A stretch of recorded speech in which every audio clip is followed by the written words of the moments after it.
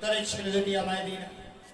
সীতা করজোড়ে হয়ে বললেন, মনিব আপনি যদি আমার প্রাণ চান আমি প্রাণ দিতে পারি, ছেলে ভিক্ষা আমি কখনো দিতে পারি না। মনি মনে মনে ভাবলেন, মা কখনো ছেলে ভিক্ষা দিতে পারে না। মায়ের ছেলে অন্ধ হোক খোড়া হোক, মায়ের ছেলে মায়ের কাছেই থাকে।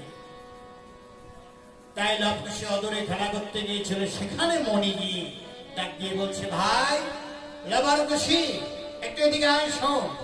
কুশিটা চঞ্চল হয়েছে, দৌড়ে এসে বলছে, দাদু কি হয়েছে? উনি বলছে, আরে হবে আর কি, এই দেখ পত্র, অযোধ্যায় রাম কমলোচন তোদের পিতা যজ্ঞ আরম্ভ করেছে, আমার হয়েছে নিমন্ত্রণ, আমি তাদেরকে নিয়ে যেতে চাই, তোদের মা যেতে দেবে। সে বলছে, আরো কি বললি? আরে রাজার ছেলে, মা যেতে দেবে না?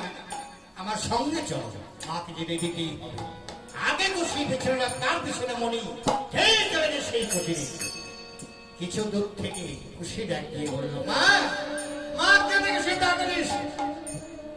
সীতাকুটির থেকে বের হই, কে খুশি এত টাকাটা কি খুশি? খুশি বললো, মা দাদু আমাদের নিয়ে যেতে চাই, তুমি কেন যেতে দেবে না? আমরা তো রাজার ছেলে, চিরদিনই বনে পড়ে কাটবো, রাজার ছেলে তো রাজা হবো। সেটা বলছিলে, তোদের ছাড়া এই বনে আমার কি আছে, আমি কি করে থাকবো?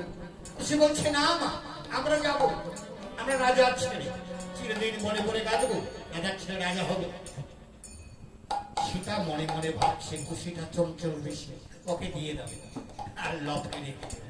তাই ডাক দিয়ে বলছে, মনে বল আপনি এই কুশিটাকে নিয়ে যান, রাজা হওয়ার পর ইচ্ছা, ওকে নিয়ে যান আর লবকে রেখে যান। কুশি ডাক দিয়ে বলছে, মা কথাটা ভালো বললে না, আর বলবি তো, তবে তো বংশের দোষ আছে। সীতা রেগে বলছে, আয় কথা বলিস বেশি, আমাদের কি দোষ আছে? খুশি বলছে, হ্যাঁ আছে।